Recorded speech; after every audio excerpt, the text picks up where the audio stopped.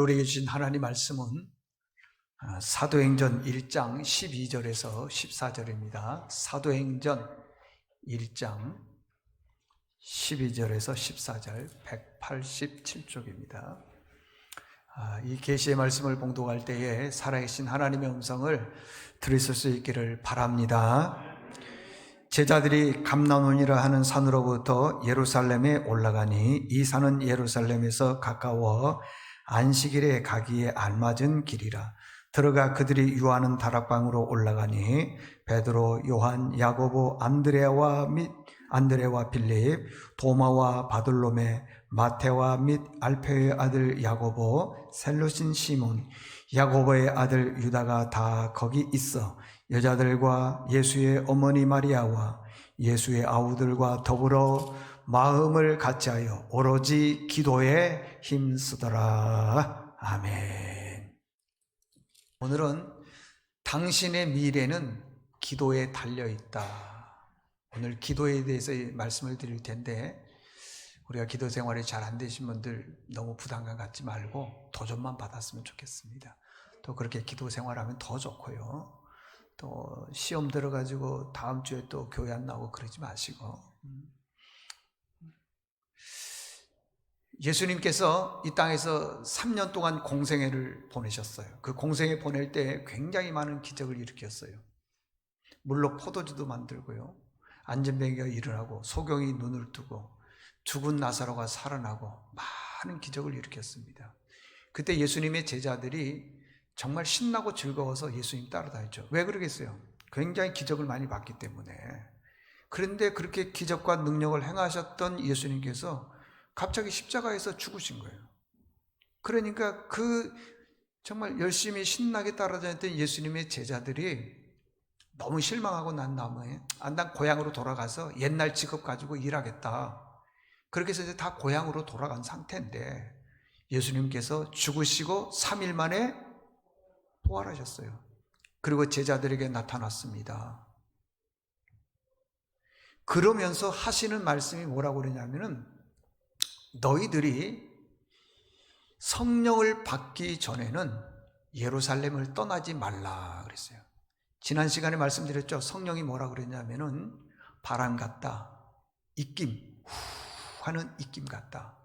성령은 모양이 아닙니다. 근데 그 성령님께서 우리에게 오셨을 때는 어떤 정해진 프로그램에 의해서 딱딱딱딱 오는 게 아니라 갑자기 온대요. 그래서 성경에 다음 주에 말씀드리지만은 호련히 그랬어요. 그냥 suddenly, 갑자기, 그냥 어느 순간에 우리가 하나님 말씀을 듣다가 갑자기 뜨거운 것은 성령께서 우리 안에 들어와서 역사하시기 때문에 그런 거고요. 내가 누구를 좀 이렇게 도와줘야 되겠다, 그것은 성령께서 역사하셔서 그런 거예요. 어떤 프로그램에 의해서 그런 게 아니라니까요, 여러분들. 갑자기. 근데 이 갑자기 성령님께서 역사하실 때에 어떤 사람은 성령의 역사 따라 움직이는 사람이 있는가 반면에 어떤 사람은 성령이 역사했음에도 불구하고 움직이지 않는 사람들이 있어요. 성령께서 이제 뭐라고 말씀하셨느냐 그러면은, 성령을 받기 전에는 절대 예루살렘을 떠나지 말라. 그러면 왜 성령을 받으라 그러냐는 거예요. 왜 성령을 받으라 그러느냐? 여러분들, 우리가 성령을 받지 않고 만약에 세상으로 나가게 되면은 세상으로부터 오는 많은 어려움과 고난, 역경들을 절대 이겨낼 수가 없더라는 것입니다. 그래서 성령을 받지 않고서는 절대 어떤 일들을 할 수가 없어요. 방법이 없더라는 것입니다. 그래서 성령을 받으라 그런 거예요. 자, 그래서 이제 제자들이 이제 마가의 다락방에서 모여서 오늘 본문에 보니까 120명이 모여가지고 이제 기도를 하는데 성령을 받기 위해서 그러더라는 것입니다. 자, 여기서 두 가지 우리가 배워야 될 점이 뭐냐 그러면은, 첫 번째, 기도는 하나님의 약속이라는 거예요. 기도에는 하나님의 약속이 반드시 들어있다는 거예요. 사도행전을 누가 썼느냐? 지난 시간에 말씀드렸죠. 의사 누가가 썼어요. 그러니까 그 누가복음과 사도행전은 의사 누가가 썼습니다. 그런데 그 누가복음 24장에 보게 되면은 예수님께서 이제 막 승천하시는 거죠. 승천하실 때에 51절을 보니까 그들을 떠나사 그랬어요. 그들을 떠나사. 축복해주고 그들을 떠나사. 근데 예수님께서 제자들을 떠나사 그 말이에요. 떠나사. 그 다음에 하늘로 올려지니 52절을 보니까 그들은 누구냐면 제자들이에요. 그들이 예수님에게 경배하고 큰 기쁨으로 예루살렘에 돌아가. 오늘 12절 말씀 한번 보실래요? 12절에 제자들이 감람여린 산으로부터 예루살렘에 돌아왔다 그랬어요. 돌아왔다. 왜 예루살렘으로 다시 돌아왔을까요? 성령을 받기 위해서 그런 것이에요. 성령을 받기 위해서 돌아왔습니다. 그들이 돌아와서 한 일이 뭐냐 그러면은 14절 뭐라고 하냐, 마음을 같이하여 오로지 뭐에 힘썼다는 것이죠? 기도에 힘썼다. 다시 얘기합니다. 왜 기도에 힘을 썼느냐? 성령 받지 않고 세상에 나가면은 우리는 작은 고난, 큰 고난으로 해서 넘어질 수 있기 때문에 그렇더라는 것입니다. 그래서 사도행전 1장 4절에 보니까 사도와 함께 모이사 그들에게 분부하여 이르시되 예루살렘을 떠나지 말라. 왜 예루살렘을 떠나지 말라 그랬다고요? 성령을 받으라는 거예요. 받으라는 것입니다. 그러면 아버지께서 성령을 약속해 주겠다, 준다, 그 말인 것입니다. 여러분, 성령 받지 않고 세상에 나가거나 성령을 받지 않고 어떤 일을 하게 되면은 고난이 왔을 때 우리는 넘어질 수밖에 없다는 겁니다. 여러분들, 반드시 우리는 성령 받아야 돼요. 성령을 받는다 그러면 또다시 얘기하지만요, 보이는 걸 받는 것처럼 보이는데 그렇지 않고, 주님, 내 안에 성령님이 계시는 줄로 믿습니다. 그래서 영은 안 보이니까요, 성령이 내 안에 계신 줄로 믿습니다. 그렇게 하고 무장해서 세상으로 나가라는 것입니다. 그래서 오늘 다시 얘기하지만은요, 모이기에, 기도에 힘썼다. 기도에 힘썼다. 제가 기도에 대해서 예를 한 가지 들어보겠습니다. 아주 중요한 예입니다. 만약에 이 예를 들어서 설명을 했음에도 불구하고 기도하지 않는 분들은요, 하나님을 신뢰하지 않아요. 기도 안 해도 이 세상에서 뭔가 다가 다 할 수 있다 생각하는 분들이에요. 반드시 우리는 기도해야 된다는 거예요. 기도에 대해서 지금 한 가지 예를 드릴 텐데 잘 들어보십시오. 물론 이제 새벽기도 나오신 분들은 들어서 아시겠지만은 다시 한 번 더 듣기를 바랍니다. 여러분들, 그 기도 없는 분들은요, 인생의 주인, 결정권자, 주관자, 나를 전체적으로 이끌어가고 나를 주관하는 분은 하나님이 아니라 나라고 생각하는 거예요. 내가 밥 먹고 싶으면 밥 먹고, 자고 싶으면 자고, 직장 가고 싶으면 가고, 내가 다 모든 걸 하는 것처럼 보이는 거예요. 그게 기도하지 않는 사람이에요. 그런데 기도하는 사람은 인생의 주인이 내가 아니라 하나님이라는 거예요. 제 주변에도 보면은요, 입맛이 없어서요, 밥을 못 먹는 분들이 의외로 있어요. 있습니다. 잠을 자고 싶은데 잠이 오지를 않아서 힘들어하고 있는 분들이 있습니다. 내 마음대로 안 돼요, 여러분들. 내가 모든 걸 다 결정해서 다 되는 것처럼 보이지만은 잠도 제대로 결정 못하고요, 음식도 제대로 결정을 못하는 겁니다. 모든 걸 내가 다 결정하는 것처럼 보이지만은 그렇지 않다라는 거예요. 자, 역대하 13장에 보게 되면은 쭉 이스라엘의 왕들의 이름이 쭉 나오는데 이렇습니다, 여러분들. 제일 먼저 이스라엘의 첫 번째 왕은 물론 사울 왕이죠. 근데 사울 왕 다음으로 다윗이 왕이었는데 다윗의 족보가 쭉 나옵니다. 누가 나오냐면 첫 번째는 이제 사울이니까 이제 두 번째로 치자면은 다윗, 솔로몬, 그의 아들 르호보암. 그 다음에 네 번째, 사울 왕으로 보자면 다섯 번째고, 네 번째 아비야라고 하는 왕이 있습니다. 그 왕 때에 남쪽 유다와 북쪽 이스라엘이 전쟁을 하게 생겼습니다.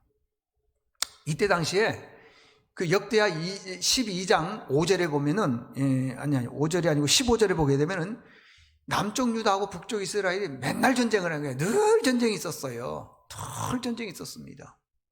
근데 어느 날 이 아비야 왕 때에 북쪽 이스라엘과 전쟁을 하게 되었는데, 이 아비야 왕이 북쪽 이스라엘의 여로보암 왕과 전쟁을 하고 딱 대치를 하고 있었을 때 이렇게 얘기를 하는 거예요. 지금 이스라엘의 왕은 누구냐 그러면은 하나님께서 다윗과 소금으로 언약을 맺었다는 거예요. 소금으로. 이 소금의 뜻이 뭐냐 그러면 불변성, 절대 변하지 않는 거예요. 영원성, 영원하다는 겁니다. 하나님께서 다윗을 불러서 언약을 맺었는데 그냥 맺은 게 아니라 소금으로 언약을 맺었어요. 그래서 내가 다윗 너에게 왕위를 세워주겠는데 너 아니라 아들, 자자, 손손으로 해서 쭉 이스라엘의 왕이 되게 해주겠다라고 뭘로 언약을 맺었다고요? 소금으로 언약을 맺어진 거예요. 근데 이스라엘하고 두 개로 딱 쪼개졌네요. 그래서 북쪽 이스라엘 열지파는 여로보암이라고 하는 왕이 다스리고 있는데, 그 여로보암이 남쪽 유다를 지금 쳐들어오니까 아비야 왕이 여로보암에게 대해서 얘기하기를, 우리 증조 할아버지 다윗이 하나님과 약속을 맺기에 소금으로 언약을 맺었는데 왕위는 우리 가문밖에 없다. 근데 당신은 이스라엘의 왕이 되었다고 하는데 어떤 사람들과 그 왕이 모여가지고 왕이 됐냐 그러면은 남봉꾼과 잡배들이 모여가지고 그렇게 했다라고 하는 것입니다. 그러면서 얘기하기를 7절에 보니까 그렇게 말하고 있어요. 7절, 남봉꾼과 잡배들이 모여서 당신이 스스로 왕이 됐다, 여로보암 왕에게 얘기를 하는 겁니다. 그러면서 하는 말이 뭐냐면, 우리 증조 할아버지, 우리 할아버지, 우리 아버지, 나 다 왕이 된 것은 잘나서 똑똑해서 지혜로워서 왕이 된 것이 아니라 하나님께서 우리 증조 할아버지 다윗과 언약을 맺었기 때문에 왕이 된 것이다. 근데 당신은 잡배, 남봉꾼 이런 사람들을 다 불러 모아가지고 왕이 된 것이다. 당신은 왕이 아니다. 이렇게 얘기를 하면서 이제 전쟁에서 이제 싸우려고 하더라는 것입니다.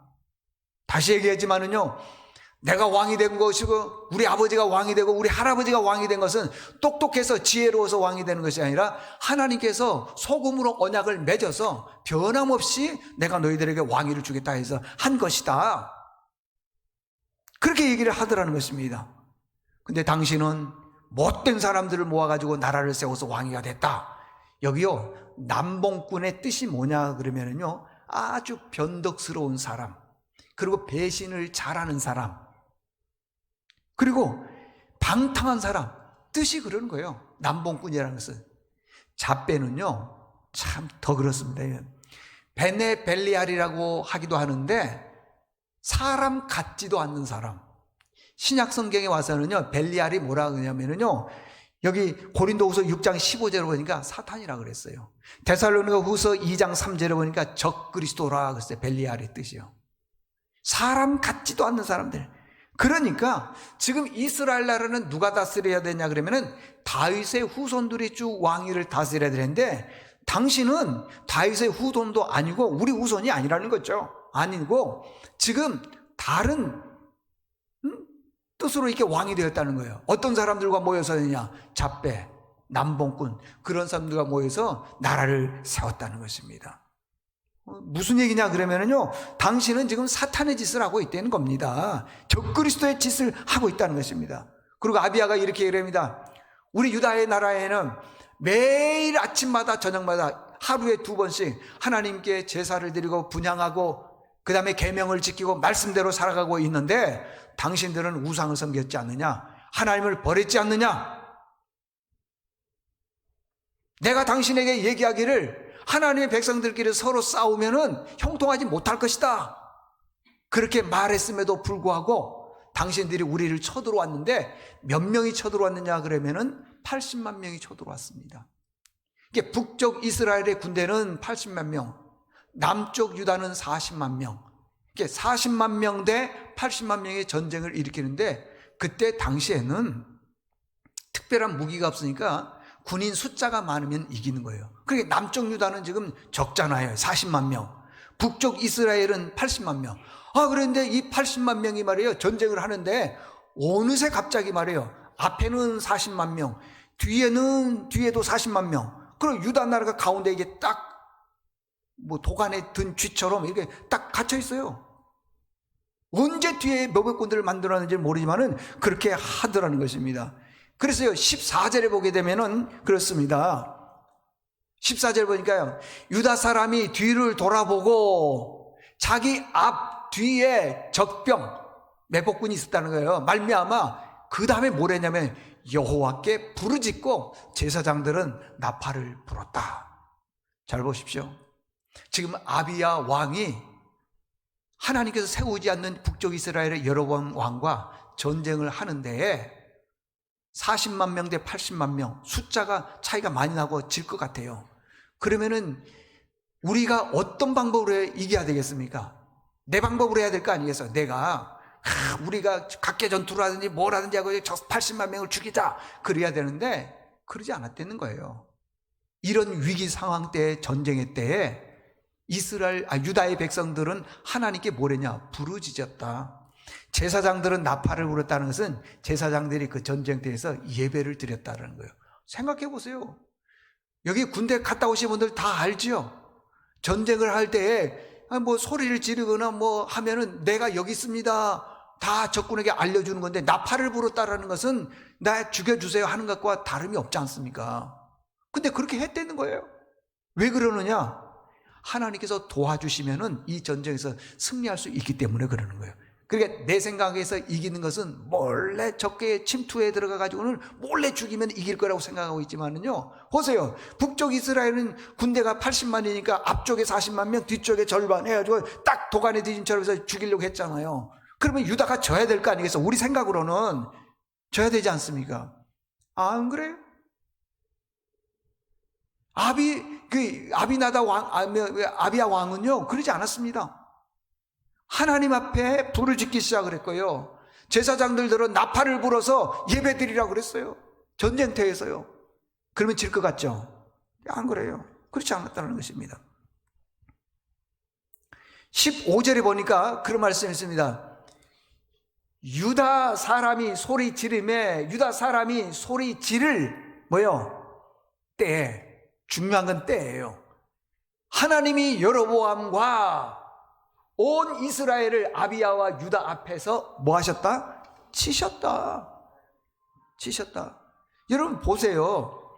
분명히 전쟁할 때 나팔을 불거나 예배를 드리거나 기도하거나 그러면 질 것처럼 보이지만은요, 그렇게 기도하고 부르짖을 그때 하나님께서 딱 등장을 하는 거예요. 나타나셔서 그냥 온 이스라엘과 백성들을 갖다가 다 치셨다라는 거예요. 자, 이스라엘 백성들의 군대가 몇만 명이라고 그러세요? 80만 명. 80만 명인데요. 몇이 죽었냐 그러면은 그 다음 16절에 보니까요, 엄청나게 많이 죽었습니다, 여러분들. 이스라엘 자손이 유다 앞에서 도망하는지라 하나님이 그들의 손에 어떻게 하셨다? 넘기셨다. 그리고 난 다음에 17절에 보니까요, 몇 명이 죽었냐 그러면 50만 명이 죽었답니다. 여러분, 죽은 사람만 50만 명인데 원래 전쟁터에서 죽은 숫자가 많습니까? 부상한 사람들이 많겠습니까? 부상한 사람들이 많아요. 근데 50만 명 죽었는데 30만 명이 부상했다 그러면은 다 죽은 거는 다름이 없죠. 누가 그렇게 했느냐? 하나님이 그렇게 하시더라는 거예요. 언제요? 그들이 부르짖고 제사장은 뭐 할 때? 나팔을 불 때 그렇게 되더라는 것입니다. 그래서요, 이렇게 승리할 수 있었던 이유와 원인을 18절에서는 그렇게 말하고 있는 겁니다. 그때에 이스라엘 자손이 항복하고 유다 자손이 이겼으니 이는 그들이 그들의 조상들의 하나님 여호와를 뭐 했다요? 의지했다. 제가 왜 이렇게 길게 이렇게 설명하는 줄 아십니까? 기도가 그렇게 중요하더라고요. 전쟁터에서도 기도가 중요해요. 참 중요합니다, 여러분. 이렇게 되다 보니까요, 20절과 21절에 보니까 여로보암은 끝나. 여로보암은 보십시오. 이스라엘 자손이 유다 앞에서 도망하는지라 하나님이 그들의 손에 넘기셨으므로 끝났다는 거예요. 그 다음에 20절 보십시오. 아비야는 점점 강성했다. 남쪽 유다 왕, 전쟁터에서 막 부르짖었던 그 왕은 하나님께서 점점 더 강성하게 해 주시더라는 거예요. 놀라운 역사가 일어나지를 않습니까, 여러분들? 여기서 중요한 결론이 뭐냐 그러면요, 고난이 왔을 때 기도하면 반드시 그 문제는 풀린다는 거예요. 근데 이렇게 얘기를 해도요, 기도 안 해. 맨 아프거나 무슨 문제가 있을 때 그때만 그냥 흉내만 내지요. 기도 생활을 안 해요. 찬송가 369장 1절 뒷부분에 가면은요, 그런 가사가 있어요. 사람들이 어찌하여 아랠 줄을 모를까. 많은 어려움들이 있어요. 많은 문제가 있어요. 근데 사람들이 기도 안 해. 이렇게 어려움이 오고 고난이 오고 역경이 오면 기도할 것처럼 보이지만은 안 하더라는 거예요. 아니, 인생에 있어서 많은 어려움과 문제, 경제적인 문제, 건강의 문제, 자녀의 문제, 여러 문제들이 있으면은 하나님 앞에 나와서 기도할 줄 아는데 기도 안 해. 사람들이 어찌하여 아랠 줄을 모를까. 그 다음 2절이 뭐라고 하는지 아세요? 근심 걱정, 시험 걱정 모든 괴로움 없는 사람 누군가. 인생 살아가면서요, 시험 걱정 없는 사람이 누가 있냐고요? 다 있습니다. 다 있어요. 근데 있으면은 그 문제를 가지고 하나님 앞에 나와서 기도해야 되는데 안 해. 그러니까 그 다음 가사에 보니까 부질없이 낙심 말고, 그 다음 뭐라고요? 기도들이 아래세. 기도를 안 해요. 기도를 안 하는 분들은요, 인생의 주관자가 하나님이 아니고 나다, 이렇게 생각하는 분들이에요. 왜? 내가 밥 먹고 내가 자고 내가 뭐 이게 결정하고 이게 다 내가 결정권자로 보이지만은요, 그래서 지금까지 결정해서 지금까지 살았는데 잘 삽니까? 넉넉하게 삽니까? 하나님 없이도 살 만큼 잘 사냐고요, 여러분들. 맨날 힘들게 살아가고 있고 분쟁하면서 살아가고 다투면서 살아가고 있고, 아무리 설교를 해도 안 들어. 그냥 어떤 가정의 뭐 애 문제나 뭐 또 어떤 건강의 문제나 어떤 문제가 왔을 때만 흉내 찔끔 내다가 그냥 끝내버리고 말이에요. 기도는요, 문제 해결도 있지만은요, 하나님과 끊임없이 교제하는 게 기도예요. 네? 부부 사이도요, 보니까 어떤 사람이 부부 사이가 좋냐 하면은 대화를 끊임없이 하는 사람이 부부 사이가 좋고요, 들어와도요 말도 안 하고요, 그런 사람들은 안 좋아. 제가 들은 얘기예요. 어느 집에 아버지하고 아들이 있는데, 아들이 일찍 들어오면은요, 거실에서 TV도 보고 뭐 과자도 먹고 막 한대요. 근데 아버지가 하루 종일 막노동하고 집에 딱 들어오면요, 쑥 방으로 들어가 버린대요. 아버지하고 대화도 안 한대요. 그리고 아버지가 씻고 뭐 밥 먹고 이렇게 피곤하니까, 막노동하니까 얼마나 피곤하니까 잠을 딱 자면 그때 또 나온대요. 그렇게를요 평생 하는 자녀들도 있대요. 대화를 안 한대요. 언제 그 말하느냐? 돈 필요할 때만. 그것도 엄마한테 돈 주세요. 그러니 가정이 행복하고, 그러니 그런 자녀들이 결혼하고 싶은 생각이 들겠어요? 기도는요, 어떤 기도의 제목이 있든 없든 주님과 끊임없이 교제하는 게 그 기도 생활이에요. 그래서 생활 그러잖아요. 생활. 여러분, 기도 안에는요 하나님의 약속이 있어요. 기도 안에는. 다시 얘기합니다. 기도 안에는 하나님께서 주시고자 하는 은혜가 있다고요. 그 안에요. 원하는 거 있으면요 기도로 붙들 수 있기를 바랍니다. 이게 첫 번째 주신 메시지고, 기도에는 하나님의 약속이 있다는 거고요. 두 번째, 마지막 두 번째는요, 기도를 현실화 시켜야 된다는 거예요. 기도를 현실화 시키라는 거예요. 자, 보십시오. 예수님께서 제자들에게 말씀하셨습니다. 너희가 성령을 받기 전에는 절대 예루살렘을 떠나지 말아라. 성령 받고 난 다음에 떠나라. 그래서 120명의 문도들이 마가에다라 광야에서 막 있는 힘을 향해서 다 기도했어요. 그랬더니 이제 2장에 가게 되면은 막 불의 혀같이 성령이 임하기 시작을 하는 거예요. 성령을 딱 받고 그 다음에 이제 나가는 겁니다. 성령 받고 나가는 거예요. 왜 이런 말씀을 하셨냐 그러면은, 성령을 받으라 그랬냐 그러면은, 첫 번째는 아까 말씀하신 것처럼 뭐냐 그러면은, 세상 살아나갈 때 고난과 역경이 왔을 때 그것을 이겨내기 위해서 성령 받으라는 것이고, 두 번째는 뭐냐 하면 증인의 삶을 살으라 그런 거예요.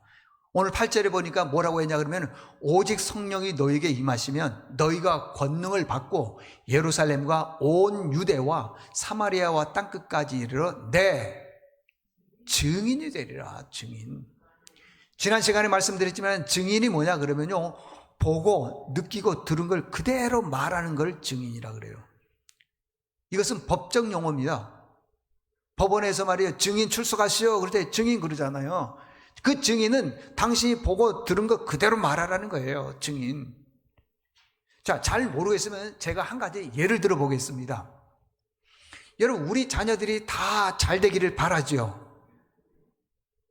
아멘 안 하면 안 될 수도 있어. 여러분 자녀들이 다 잘 되기를 바라십니까?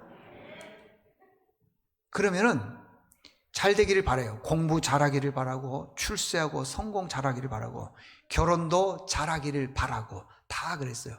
근데 그렇게 기도를 했습니다. 근데 하나님께서 사업도 잘 되게 해주고 자녀가 공부를 잘하게 만들어주시고 다 잘 되는 거예요.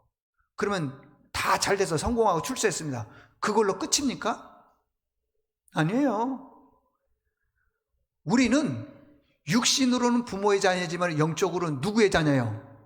하나님의 자녀예요. 그러면 하나님의 자녀들은 하나님의 자녀로서 삶을 살아가야 되는 거예요.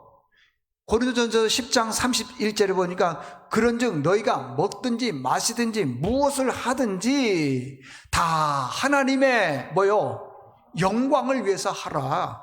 그럼 하나님의 영광이 뭐냐? 거기 31절인데 33절에 보게 되면 이런 말씀이 있어요. 33절에 보니까요, 나와 같이 모든 일에 모든 사람을 기쁘게 하여 자신의 유익을 구하지 말고, 아니하고 많은 사람의 유익을 구하여, 내 유익을 구하지 말고 많은 사람의 유익을 구하여 그대로 구원을 받게 하라 그랬어요. 그러니까 우리는요, 출세하고 성공하고 잘 되고 있으면은요, 나만을 위해서 살면은 안 되는 거예요. 나만을 위해서. 만약에 여러분 자녀들이 의사가 되었다 봅시다. 그러면은 의사가 되는 데는 돈 버는 데 목적이라 그러면 그거 안 되는 거예요. 아픈 사람이 왔을 때, 우리 친척 중에 한 분이 그랬어요. 아팠어요. 그리고 난 다음에 건대병원에 입원을 했어요. 근데 그 의사 선생님이 병만 고쳐주는 게 아니라 환자를 위해서 기도를 해준 거예요. 기도를. 그러니까 그 그분이 어떻게 했어요? 더 신실히 믿어질 거 아니겠어요? 확실히 믿어질 거 아니에요? 병이 나았다니까, 여러분들. 그러니까 내 자녀가 의사가 되면은 의사로서 돈 버는 걸로만 끝내서는 안 된다는 거예요. 약한 자에게 유익을 줘야 된다는 거예요. 출세하거나 성공을 했다면은, 돈을 많이 벌었다면은 그걸로 나만을 위해서 사는 것이 아니라 약한 자도 도울 줄 알아야 돼요.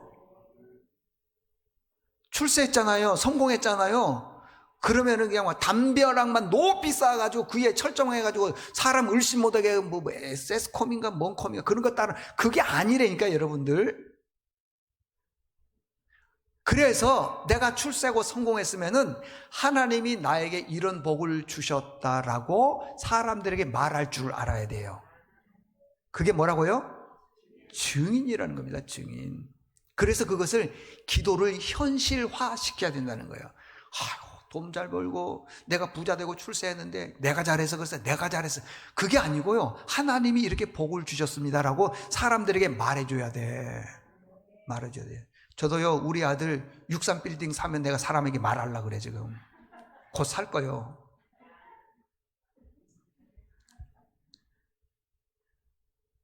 그런 거예요, 여러분들. 그게 말을 해줘야 되네, 말을. 그게 증인이라 그러는 거예요, 증인.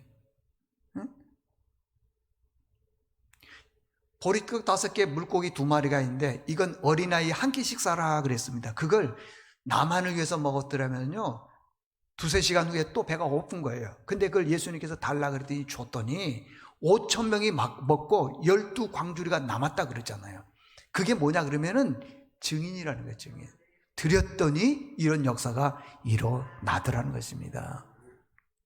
예수님의 제자들이 기도를 현실화시키려고 했습니다. 뭐라고 했냐면 성령을 확 받았어요. 그리고 이제 세상에 나가서 증인의 삶을 살기 시작을 하는 겁니다. 다음 주, 그 다음 주에 말씀드리겠지만요, 베드로가 설교를 했어요.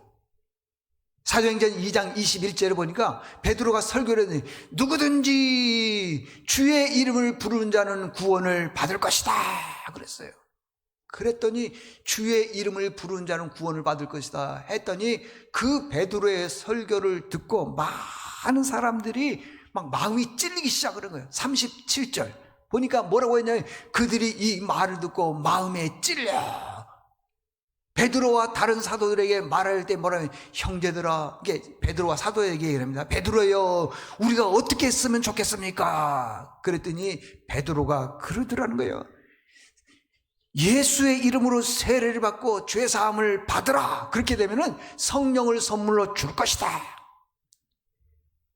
성령을 선물로 줄 것이다. 그래서 막 예수의 이름으로 회개하고 구원받고 죄 사함 받고 놀라운 일들이 일어났습니다.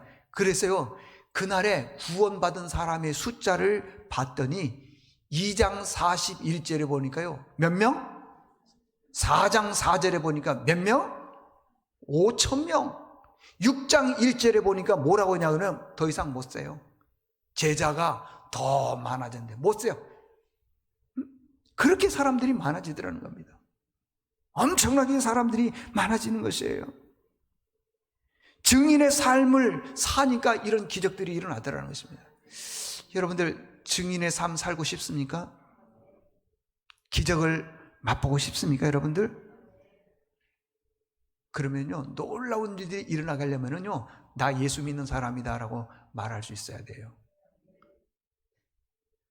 어떤 사람은 성경책 누가 볼까 봐서 신문지에 싸가지고, 그것도 어려우니까 신문지에 싼 걸 가방에다가 집어넣고, 그것도 어려우니까 품 안에다가 품고 들어오고, 그래가지고 무슨 예수님의 증인이 되겠어요? 에? 빨리 신문지 벗겨. 당당하게 예수 믿으라고, 여러분들. 기적이 일어나겠냐고요, 기적이. 결론입니다, 여러분들. 우리 미래는요, 내가 아무리 노력한다고 해서 성공하고 출세하는 거 아닙니다. 지금까지 살아와 봤잖아요. 평생 일만 했는데 30년 전이나 한번 생각해 봐요. 지금이나 별 차이 없어. 별 차이 없어. 왜 그런 줄 아셔요? 모든 인생의 결정권자가 나기 때문이에요. 내가 노력만 하면 돼요. 수고만 하면 돼요. 그냥 두 부부가 아침에 일찍 나가가지고 가게 문 열고 밤 늦게까지 하면은 뭐가 될 것처럼 보이지만 그건요, 내 생각이고요, 하나님이 도와주셔야 돼요. 참 신기하죠?